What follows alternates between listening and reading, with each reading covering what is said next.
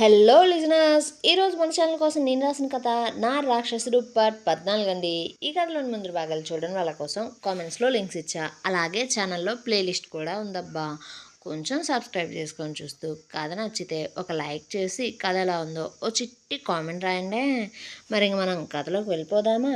దామినిని వైభవ్ నిత్య విషయంలో సాయం అడిగితే దామిని అతనుకు సాయం చేయను అంటూ నిత్య సూర్యతోనే ఉంటుంది అంటూ చెప్పి వెళ్ళిపోగా వైభవ్ కోపంగా చేతికి గాయం చేసుకుంటాడు.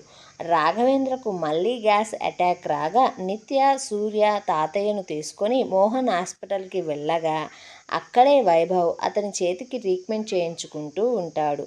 నిత్య సూర్య తాతయ్య గురించి కంగారు పడుతూ ఉంటే ఆ సందర్భంలో నిత్య సూర్యతో కొంచెం దగ్గరగా ఉండడాన్ని అదే హాస్పిటల్లో ఉన్న వైభవ్ చూసి ఆ కోపంతో మళ్ళీ అతను తనను తాను మరిచి ఆ చేతిని కోపంతో గోడకు కొట్టుకోగా ఆ గాయం నొప్పికి అరవడం వల్ల అక్కడే ఉన్న నిత్య సూర్య అతనిని చూడగా వైభవ్ చేతి నుండి ధారాళంగా రక్తం కారిపోతూ ఉంది.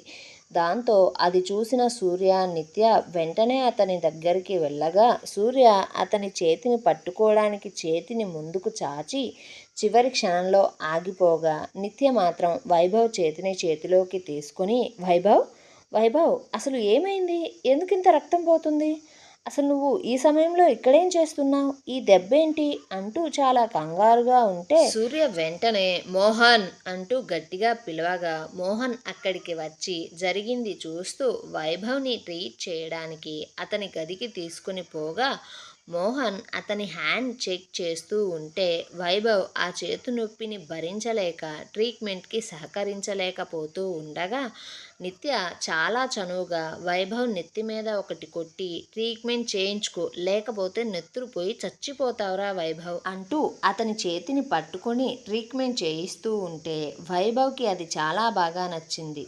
సూర్య ముందు అతని భార్య వైభవ్తో అలా ఉండడం అది అతని బాధను కొంచెం తగ్గిస్తూ ఉంటే మరోవైపు అక్కడే ఉన్న సూర్యకు అదంతా చూస్తూ ఉంటే గుంటూరు తేజ మిరపకాయ తిన్నట్లు ఉంది ఆ సీన్ను చూస్తూ ఉండగా. అయితే నిత్య మాత్రం సూర్యను గమనించుకోనే లేదు. మోహన్కి ఒక నర్స్ లాగా వైభవ్కి ట్రీట్మెంట్ చేయడం కోసం సాయం చేస్తూ ఉంది.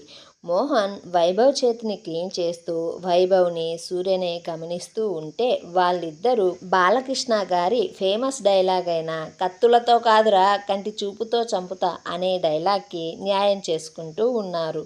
ఇంతలో నిత్య వైభవ్ అసలు ఇంత లోతుగా దెబ్బెలా తగిలిందిరా? ఎందుకు తగిలింది? అంటుంటే వైభవ్ నిత్యనే చూస్తూ నిత్య నీకు నా సంగతి తెలుసు కదా, ఈసారి నేను చాలా పెద్ద కోరికతో పని మొదలుపెట్టా. అయితే అది ఇలా ఆదిలోనే ఇలా అంశపాదంలా తయారైంది.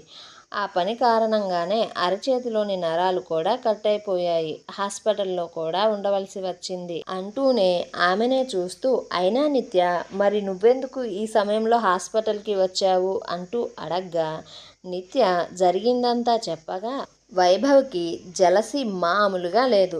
ఎందుకంటే నిత్య వంట టేస్ట్ వైభవ్కి బాగా తెలుసు. సూపర్గా చేస్తుంది. ఇటేమో సూర్య మంచి భోజన ప్రియుడు. దాంతో ఎంత బాగా నిత్య వంట చేస్తే సూర్య అంత సుఖంగా తింటాడో అనుకుంటూ ఉంటే అప్పుడే సూర్య వారిద్దరినీ చూస్తూ వారి మాటలను వినలేక పొడి దగ్గులు దగ్గడం మొదలుపెట్టాడు. అది గమనించిన మోహన్ నిత్యనే చూస్తూ నిత్య నేను వైభవ్ సంగతి చూసుకుంటాను, ముందు నువ్వు వెళ్ళి సూర్యకు కొంచెం నీళ్లు తీసుకొని వెళ్ళి ఇవ్వు అంటూ చెప్పగా అప్పుడే నిత్య సూర్యను చూస్తూ ఉంటే అతను ఆమెను మింగేసేలా చూస్తూ ఉండగా నిత్యకు సూర్యను అలా చూసి కొంచెం గిల్టీగా అనిపించింది అప్పుడు. దాంతో వైభవ్ చేతిని వదిలివేసి వెంటనే పక్కనే ఉన్న వాటర్ బాటిల్ తీసుకొని సూర్యకు అందించగా సూర్య వాటిని తాగుతూ వైభవ్ని కొంచెం కన్నింగా చూస్తూ చిన్నపిల్లాడిలా కొంచెం మీద పోసుకొని తడిచిపోయిన చొక్కాని తుడుచుకోవడం కోసం చూస్తూ ఉండగా నిత్య సూర్య చేసిన పనికి నవ్వుకుంటూ అయ్యో సూర్య ఏంటిది చిన్నపిల్లాడిలాగా అంటూ ఆమె మీద ఉన్న చున్నీ కొంగుతో శుభ్రం చేస్తూ ఉంది. దాంతో సూర్య కన్నింగా ఒక నవ్వును నవ్వుతూ వైభవ్ని చూడగా వైభవ్ ముఖం మాడిపోయిన దోశలా తయారైతే వారి ముగ్గురిని చూస్తున్న మోహన్ మనసులో చిన్నప్పుడు బొమ్మల కోసం కొట్టుకుంటున్నట్లు ఇప్పుడు నిత్య కోసం వీళ్ళు చిన్న పిల్లల్లా తయారయ్యి గొడవ పడుతున్నారు. అది తెలియక నిత్య మామూలుగా ఉంటుంది వీరితో. పాపం పసిప్రాణం. వీరి చేతిలో ఏమైపోతుందో ఏమో. ఆ భగవంతుడు నిత్య తలరాతలో ఏం రాశాడో ఏమో. ఒకవైపు పట్టు వదలని విక్రమార్కుడు, మరోవైపు కోరింది కావాలనుకునే కోపిష్టివాడు అంటూ అనుకుంటూ వైభవ్కి క్లీన్ చేసి కట్టి, అరే వైభవ్, నీ కోపంతో ఇంకోసారి ఇలా చేసుకుంటే ఇక నువ్వు ఈ చేతిని మర్చిపో అంటూ చెప్పి, చూడు వైభవ్, చెయ్యైనా లైఫ్ అయినా సరే జాగ్రత్తగా కాపాడుకోవాలి. ఒకసారి దూరమైంది ఏదైనా మళ్ళీ ఎప్పటికీ తిరిగి దగ్గరికి రాదు అంటూ చెప్పగా వైభవ్ సూర్యనే చూస్తూ, ఒకసారి వదిలేస్తే అది ఓటమి అన్నారు, కానీ అదే తప్పు మళ్ళీ నేను చెయ్యను. నాకు కావాల్సింది నేను ఎలా అయినా సరే సంపాదించుకుంటా. ఈసారి నేను నా ఓటమిని అస్సలు ఒప్పుకోను అంటూ సత్యనే చూస్తూ ఉంటే సూర్యకు ఆ వైభవ్ చూపులు అస్సలు నచ్చడం లేదు. అయితే నిత్య ఏంటి వైభవ్ నువ్వు పోగొట్టుకుంది అంటూ అడగడంతో వైభవ్ అక్కడే ఉన్న మోహన్ని సూర్యనే చూస్తూ కన్నింగా ఒక నవ్వు నవ్వి, నిత్య, పోగొట్టుకున్న దాని గురించి ఎందుకులే కానీ నేనిప్పుడు ఒకదాని గురించి చాలా గట్టిగా ప్రయత్నిస్తున్నా. నాకు అది దక్కాలని నువ్వు బెస్ట్ ఆఫ్ లక్ చెప్పవా అంటుంటే నిత్య చిన్న నవ్వుతో, వైభవ్, నువ్వు కోరుకున్నది ఏదైనా సరే నీకు దక్కాలి. So all the best. కానీ ఒక విషయం, అది ఏంటో నాకు తెలియదు, కానీ అది ఏదైనా ఏమైనా సరే తప్పుడు మార్గాన్ని మాత్రం ఎంచుకోకు వైభవ్. నీ కోరిక కోసం నీ విలువలను, వ్యక్తిత్వాన్ని అస్సలు చంపుకోకు అంటూ చెప్పి సూర్యనే చూస్తుంటే అతను కోపంగా నిత్యనే చూసి బయటికి వెళ్ళిపోయాడు. దాంతో ఆమె కూడా అతని వెనకనే నడక మొదలుపెట్టింది. వారు అలా వెళ్ళగానే వైభవ్ మోహన్ వైపు తిరిగి, నిత్య చాలా అమాయకురాలు కదరా పాపం, పిచ్చిది అంటుంటే మోహన్, అరే, ఆ పిల్లకు నీ కోరిక తెలియక నీకు ఆల్ ది బెస్ట్ చెప్పింది. కానీ అసలు నువ్వు ఏమనుకొని ఇలాంటి నిర్ణయం తీసుకున్నావో తెలిస్తే నిన్ను చంపి బొంద పెడుతుందిరా అంటూ చెబుతూ సూర్య వెంట బయటికి పోయిన నిత్యనే చూస్తున్నాడు. నిత్య సూర్య వెనకనే వెళ్ళిపోగా సూర్య రాఘవేంద్ర దగ్గరకు వెళ్ళి తనకు తగ్గడంతో వెంటనే ఇంటికి తీసుకుని బయలుదేరాడు. అయితే సూర్య కారులో కూడా కోపంగానే ఉన్నాడు. దాంతో నిత్యకు కొంచెం ఇబ్బందిగా అనిపించింది సూర్యను అలా చూస్తూ ఉంటే. ఇంటికి వచ్చిన తరువాత నిత్య సూర్య తాతయ్యను తన రూమ్లో పడుకోబెట్టి ఎవరి గదులకు వారు వెళ్ళిపోతుండగా నిత్యకు ఎందుకో సూర్య అలా ఉండడం నచ్చక అతని ఆలోచన విధానం ఒకసారి తెలిసింది కాబట్టి అతనితో మాట్లాడాలి అనుకొని అతని గదిలోకి వెళ్ళిపోతున్న సూర్యను పిలిచి, సూర్య, నేను నీతో మాట్లాడాలి అంటూ చెప్పగా సూర్య గదికి వెళ్ళిపోతూ ఆగిపోయి, ఇక్కడ వద్దు నిత్య, నీ గదికి నువ్వు పో, నేను డ్రెస్ చేంజ్ చేసుకుని నైట్ వేర్లోకి మారి నీ గదికి వస్తా అంటూ చెప్పి అతని గదికి వెళ్ళిపోగా నిత్య కూడా తన గదికి వెళ్ళి నైట్ వేర్లోకి మారుతూ ఉండగా సూర్య ఒక్కసారిగా ఆ గది తలుపు తీసి లోపలికి రాబోతుండగా నిత్య వెంటనే అతనిని చూసి షాక్ అవుతూ పక్కనే పడేసిన చున్నీని కప్పుకొని బాత్రూంలోకి పరుగున వెళ్ళిపోయింది. అయితే అప్పటికే నిత్య ఆమె షార్ట్స్ను వేసుకొని లోజుబ్బాతో ఉంది.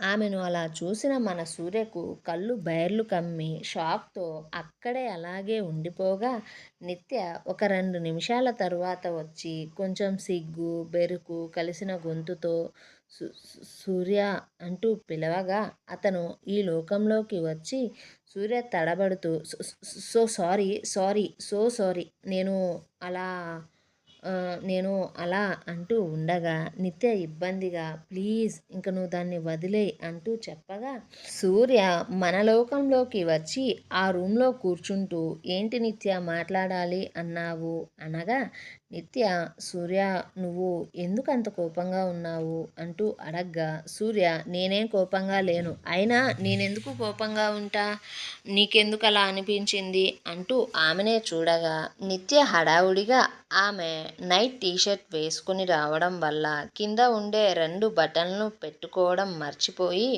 బయటకు రావడంతో ఆమె నడుము, నాభి అందము సూర్యను చూపు తిప్పుకోనివ్వకుండా చేస్తుంది.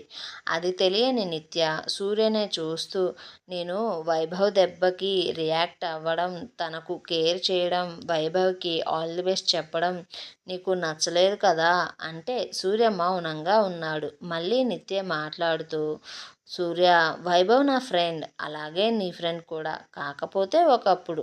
సరే, కొంచెం సేపు నువ్వే కరెక్ట్ అనుకుందాం. కానీ నేనే కాదు కదా, నువ్వు కూడా వైభవ్కి రియాక్ట్ అయ్యావు కదా.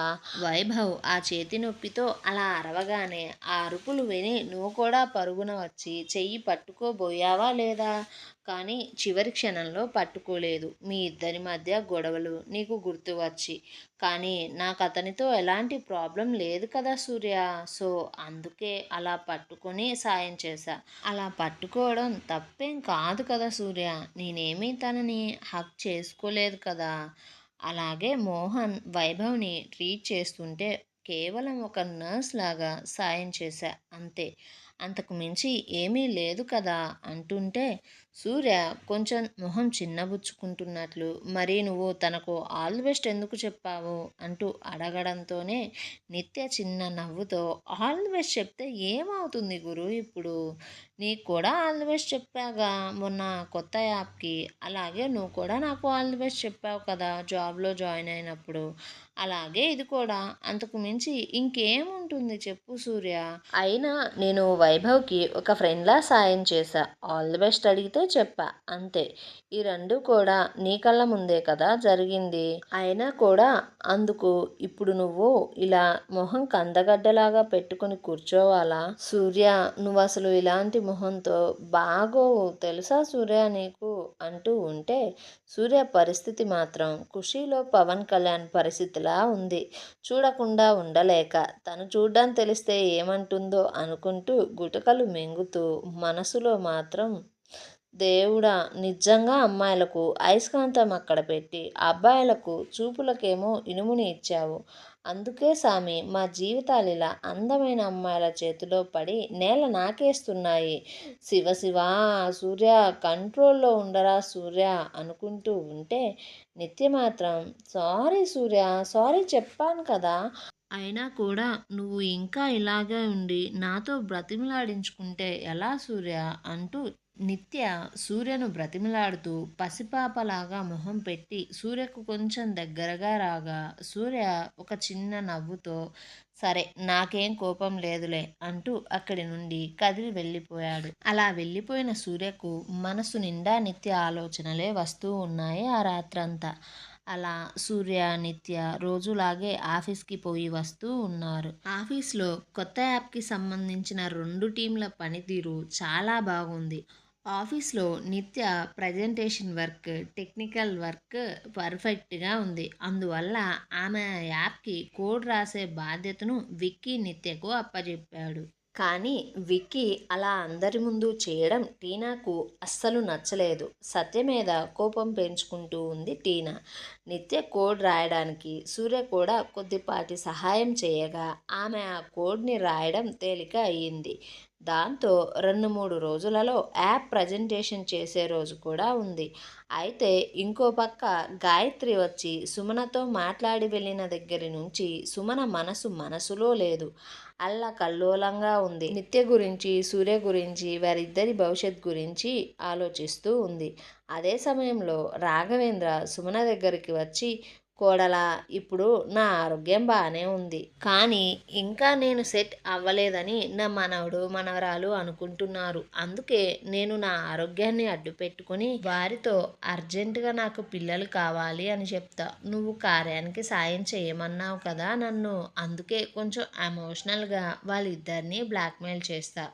నిత్య, సూర్య వాళ్ళిప్పుడు చాలా మంచి స్నేహితులైతే అయిపోయారు కదా. ఇద్దరూ చాలా చక్కగా కలిసిపోతున్నారు.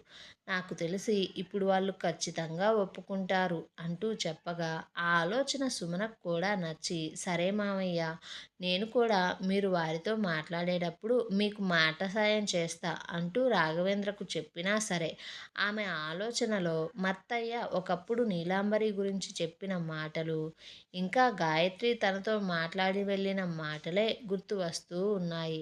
దాంతో సుమన ఏ పని మీద కూడా మనసు పెట్టలేకపోతుంది.